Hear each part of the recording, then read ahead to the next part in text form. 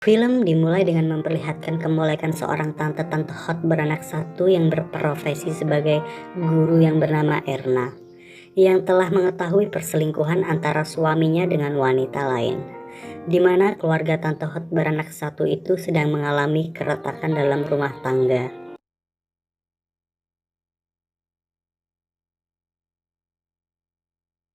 Lalu kita diperkenalkan dengan rekan kerja Erna yang bernama Siti. Di percakapan ini Siti menasehati Erna agar meninggalkan suaminya yang tidak menghargainya.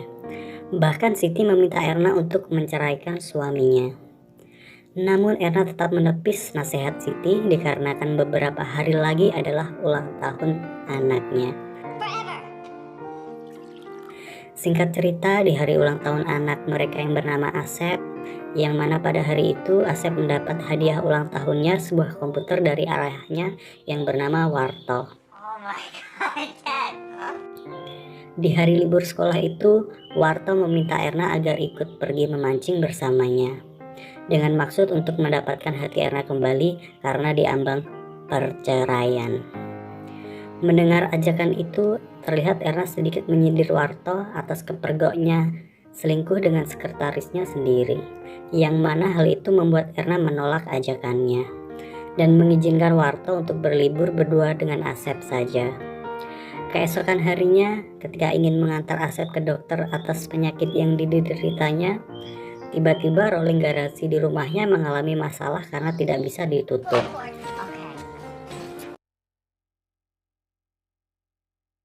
Tak lama kemudian, datanglah tetangganya yang bernama Joko dan pamannya yang terlihat di kursi roda. Di mana Joko ini adalah murid baru di tempat kerja Erna mengajar. Tanpa rasa canggung, Joko di sana langsung berkenalan dengan Erna dan Asep, dan juga berniat untuk membantu rolling garasi mereka yang rusak. Di saat Asep dan Joko pergi ke toko bangunan, paman Joko berkata pada Erna bahwa Joko adalah anak yatim. Sesampainya di toko bangunan dan ketika ingin membayar barang yang mereka beli, Asep terlihat sangat gugup karena dia melihat gadis yang dia taksir sedang bekerja sebagai kasir di toko bangunan tersebut. Singkat cerita, setelah selesai memperbaiki rolling garasi, di sana Joko mengatakan kepada Erna kalau dia melihat ada pemuda yang membuli Asep ketika di toko bangunan. Sementara Erna bercerita tentang penyakit yang diderita Asep. Terlihat Joko sangat terpukau karena melihat lebih dekat paras dan body yang hot dari emaknya Asep ini. Semenjak kejadian itu, Erna pun juga mulai tertarik pada paras Joko si berondong muda yang tampan, sembari Joko di seberang rumahnya dari jendela.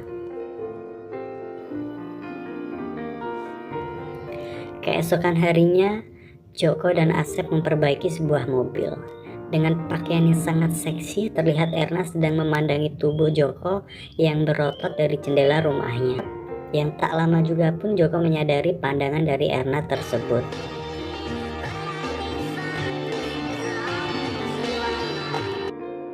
Karena keramahannya, Joko pun diajak makan bersama. Yang mana kala itu Joko mengatakan bahwa pamannya sedang dioperasi dan dia tinggal sendiri di rumah. Mendengar itu, Erna membalas atas kebaikannya, dan ia mengatakan Joko dipersilakan untuk datang ke rumahnya kapanpun sampai pamannya Joko kembali pulang.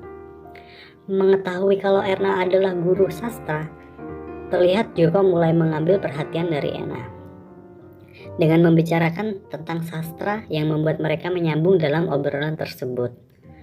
Sementara Asep dan Siti yang tak suka sastra pun hanya mendengarkan obrolan mereka berdua. Singkat cerita, libur telah tiba. Terlihat Asep dan ayahnya sedang pergi untuk berlibur. Sadar bahwa emaknya Asep sendirian di rumah, Joko pun datang ke rumah Erna untuk memberikan buku sastra, serta menggombalinya dengan mengatakan kalau Mak Asep sangat hot. Mendengar ucapan itu, terlihat Erna di sana salah tingkah. Ketika malam tiba dan kebetulan hujan deras, terlihat Erna sedang mengenakan pakaian yang sangat seksi. Erna di sana pun dengan sengaja mengintip Joko yang telanjang tanpa busana dari jendela rumah miliknya. Yang lagi-lagi hal itu kembali disadari oleh Joko.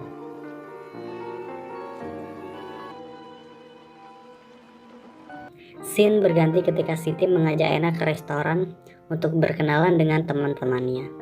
Namun nampaknya Erna tak nyaman dengan momen tersebut dan memilih untuk pulang meninggalkan mereka di restoran. Just a lot of laughs. Just gotta eat. Tiba di rumah sendirian sambil minum amer, terdengar bunyi telepon berdering, yang mana kala itu Joko menelpon Erna untuk meminta bantuan memasak sesuatu kepadanya. Karena permintaan tolong tersebut, dan kebetulan pas lagi sange sendirian di rumah, ternyata Erna menanggapi dan OTW ke rumah Joko. Singkat cerita, setelah membantu Joko, terlihat Joko lagi-lagi sedang merayu Erna dengan memuji paras cantiknya, yang dimana lagi membuat Erna salah tingkah. Karena hasratnya tak terbendung lagi, ditambah Erna sedikit oleng karena kebanyakan minum amer, Joko pun terus merayu Erna dan pada akhirnya penggenjerotan antara guru dan murid itu tak terelakkan.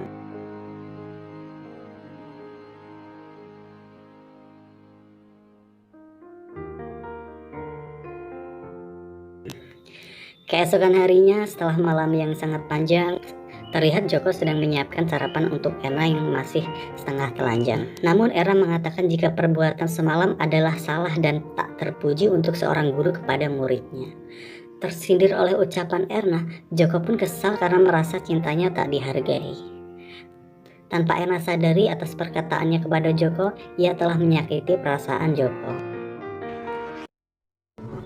Singkat cerita, sepulangnya Asep dan ayahnya, di rumah Asep meminta agar ayahnya boleh makan malam bersama malam ini. Dan dengan berat hati, Erna pun mengizinkannya. Dan pada saat itu juga datanglah Joko ke rumah untuk menemui Asep, yang dimana membuat gugup si maknya Asep tersebut. Ketika malam hari, saat mengantar Warto untuk pergi, terlihat Warto sedang merayu Erna agar mau untuk memperbaiki masalah yang sedang terjadi di rumah tangga mereka. Di suatu sisi Erna merasa sangat keberatan, namun di sisi lain karena Erna merasa risih diteror oleh Joko, pada akhirnya Erna memutuskan untuk memberi kesempatan yang membuat Warto tidak jadi pergi. Singkat cerita, seusainya liburan sekolah, terlihat Erna sedang kembali ke sekolah untuk mengajar. Terlihat kepala sekolah bersama Joko memasuki kelas yang diajar oleh Erna. Merasa bahwa nama Joko Budiman tidak terdaftar di kelasnya, Erna menghampiri dan menanyakan ke kepala sekolah atas kejanggalan tersebut. Namun kepala sekolah memberikan bukti email dari Erna sendiri yang meminta agar Joko dimasukkan ke kelasnya. Sesampainya di rumah, Erna pun heran. Siapakah yang mengirim email atas namanya ke kepala sekolah bahwa ia meminta Joko agar masuk ke dalam kelasnya? Padahal Erna tidak melakukan hal tersebut. Tak lama kemudian saat Joko dan Asep ingin pergi bermain, Asep berkata bahwa Joko akan makan malam bersama mereka malam ini. Namun Erna melarang hal itu karena ayahnya akan datang malam ini.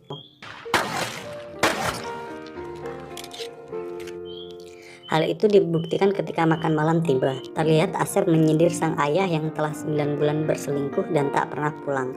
Dan tiba-tiba kembali seenaknya seakan-akan tidak ada yang tersakiti.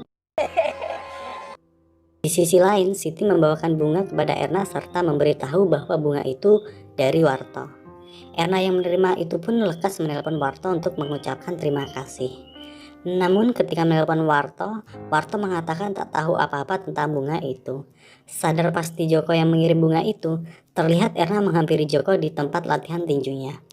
Dan di sanalah terungkap jika Jokolah yang mengirim bunganya. Tak hanya itu, Joko juga mengakui jika ia meretas email milik Erna untuk mengirim email ke kepala sekolah agar dia dimasukkan ke kelasnya. Disitulah Joko meminta damai dan berjanji akan menjalani kehidupannya seperti dahulu tanpa mengusik keluarga Erna. Malam hari usai pergi bersama, terlihat Warto sungguh tak tahan ingin menggenjrot serabi lempit milik Erna. Namun Erna mengatakan bahwa ia belum siap untuk bergenjot ria.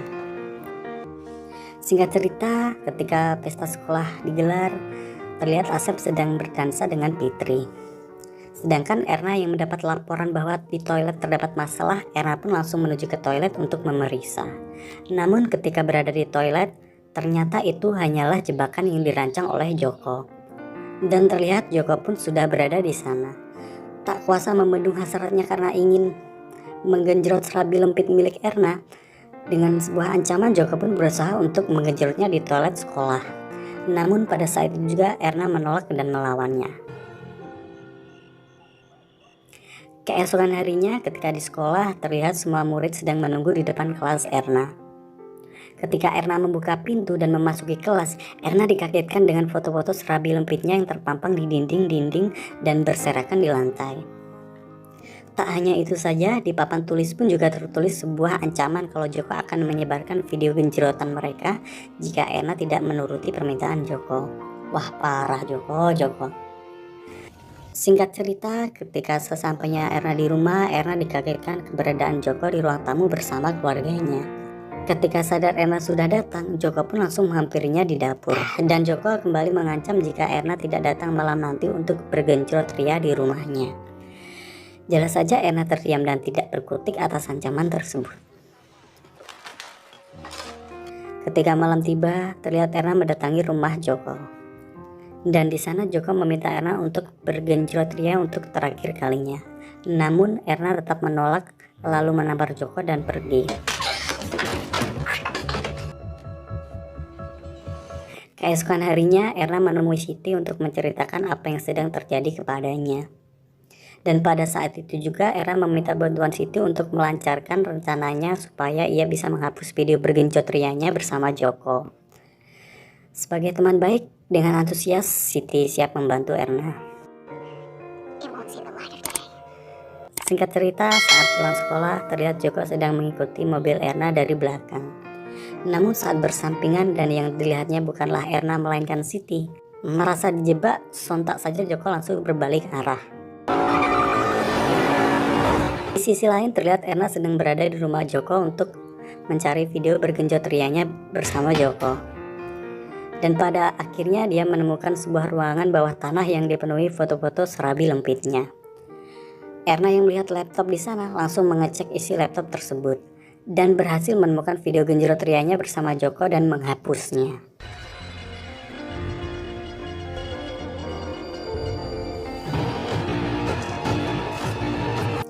Singkat cerita, karena emosi video bergenjot rianya terhapus, diam-diam Joko mendatangi Siti di rumahnya dan memukulnya dari belakang. Kemudian Joko menelpon Asep agar datang ke rumah Siti untuk membantu memperbaiki mobil Siti. Terlihat Joko juga menelpon Erna untuk datang ke rumah Siti dengan rekaman suara milik Siti itu sendiri. I need to talk. Can you come over? And I'm pretty sure he did the same. Sesampainya Erna di rumah Siti, dikejutkan melihat Siti yang sudah tidak bernyawa. Dikarenakan ketakutan, Erna pun langsung lari dan berusaha untuk kabur. Setelah berhasil menuju mobilnya, Erna dikagetkan atas kedatangan Joko yang menghadangnya dan berkata jika ia kecewa atas perbuatan Erna yang tidak menuruti penggenjerotan untuk terakhir kalinya.